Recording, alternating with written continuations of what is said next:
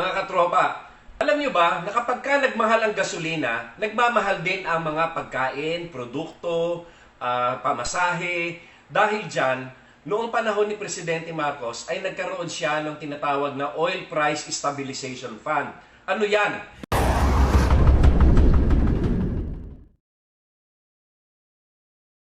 Alam nyo ba na kapag ka nagmahal ang gasolina, nagmamahal din ang mga pagkain, produkto, pamasahe. Dahil dyan, noong panahon ni Presidente Marcos ay nagkaroon siya ng tinatawag na Oil Price Stabilization Fund. Ano yan? Yan ay pondo ng gobyerno na noong panahon na yon ay more or less ay mga 20 US billion dollars. Yang pondo na yan ginagamit kapag ang mga presyo ng langis na inaangkat natin sa ibang bansa ay nagkakaroon ng biglang pagtaas. Yung biglang pagtaas na yan ay sinasagot muna ng pondo na ito, yung Oil Price Stabilization Fund, upang sa ganon ay ang ating mga pump prices ng gasolina ay hindi agad tumaas. Dahil kapag ka tumataas ang gasolina na madalas din ang pagtaas ng bilihin. At pag tumataas ang bilihin, halos hindi na yan bumababa. Kaya nga, ang ginawa noon ni Presidente Marcos ay binuo yung Oil Price Stabilization Fund.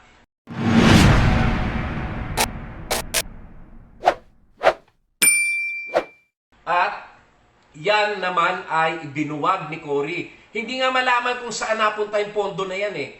Yan, ganyan kasi sila. Kapag ka anuman ang mahusay na proyekto ni Presidente Marcos, binubura nila. Hindi na baling maghirap ang taong bayan. Hindi na baling mahirapan ang bansa dahil sa kanilang ganyang mga pag-iisip.